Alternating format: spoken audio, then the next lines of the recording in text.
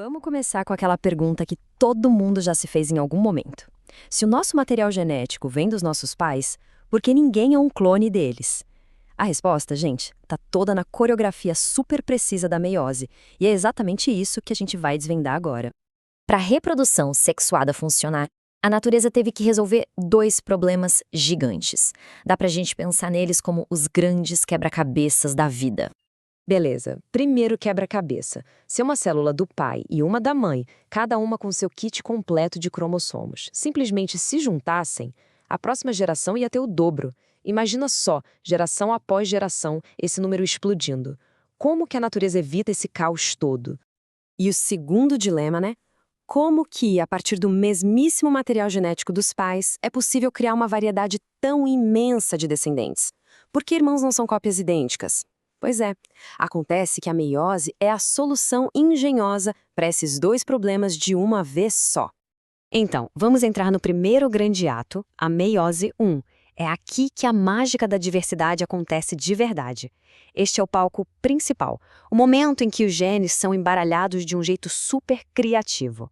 A prófase 1 é a fase mais longa e complexa, um verdadeiro balé celular em 5 atos.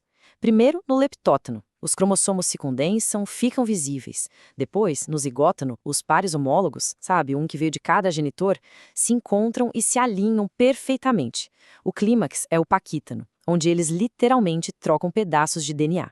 E, finalmente, no diplótano e na diacinese, eles começam a se separar, mas ficam conectados nos pontos onde rolou a troca, se preparando para a divisão. É uma coreografia que monta todo o cenário para a diversidade. E no auge dessa dança acontece o famoso crossing over. A ideia aqui é a seguinte: imagina pegar dois baralhos de cartas genéticas, um do pai e outro da mãe, e simplesmente trocar algumas cartas entre eles. O resultado? Cromossomos que são um mosaico com combinações de genes que nunca existiram antes. Essa é a primeira e talvez a mais poderosa fonte de variabilidade genética.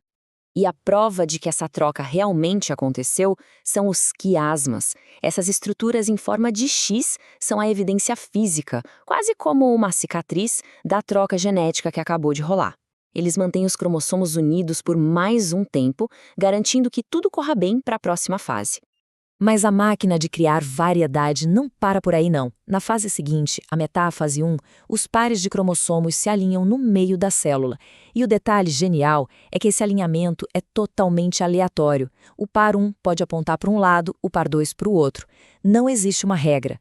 Isso multiplica de forma exponencial as combinações possíveis, adicionando uma segunda camada de embaralhamento genético. E então, no fim da meiose 1, a célula original se divide. O resultado? Duas células, cada uma com exatamente metade do número de cromossomos. Isso é fundamental. A separação dos pares homólogos resolve a primeira parte daquele nosso quebra-cabeça lá do início. Chegamos na meiose 2. Se a meiose 1 foi o grande ato criativo, a meiose 2 é a conclusão, a divisão final que completa o trabalho. É um processo bem mais direto, na verdade. Olha só, aqui está a diferença crucial entre as duas fases. A meiose 1 é reducional. Ela reduz o número de cromossomos pela metade, porque o que ela faz é separar os pares homólogos. Já a meiose 2 é equacional. Ela simplesmente separa as cópias idênticas de cada cromossomo, as cromátides e imãs, mantendo o número de cromossomos igual ao que entrou. Na prática, a meiose 2 é tão parecida com uma mitose comum que fica fácil de entender. O objetivo dela é um só: separar as cromátides irmãs, aquelas cópias que foram mantidas juntinhas durante toda a primeira fase da meiose. E o resultado final de toda essa jornada celular? 4. De uma única célula que começou o processo, a meiose gera 4 novas células. E o mais incrível de tudo é que, graças àquele embaralhamento todo, cada uma delas é geneticamente única. Mas, claro, essa dança celular é incrivelmente delicada. O que acontece quando um passo sai do ritmo e será que ela acontece da mesma forma em todos os seres? Vamos olhar agora para as implicações disso no mundo real. O erro mais comum nesse processo todo é chamado de não disjunção. E é literalmente isso. Os cromossomos ou as cromátides simplesmente não se separam direito. O resultado são gametas com cromossomos a mais ou a menos, uma condição que a gente conhece como aneuploidia. E as consequências disso são bem conhecidas. Condições como a síndrome de Down, que resulta de um cromossomo 21 extra, ou as síndromes de Turner e Klinefelter ligadas aos cromossomos sexuais, são todas resultado direto de falhas na disjunção durante a meiose. E o que é fascinante é como a meiose se adapta. Na formação de espermatozoides, é um processo contínuo que produz 4 células funcionais. Mas na formação do óvulo, a história é bem diferente. Começa lá na fase fetal, fica em pausa por décadas e a divisão é desigual, concentrando todos os nutrientes em um único óvulo gigante.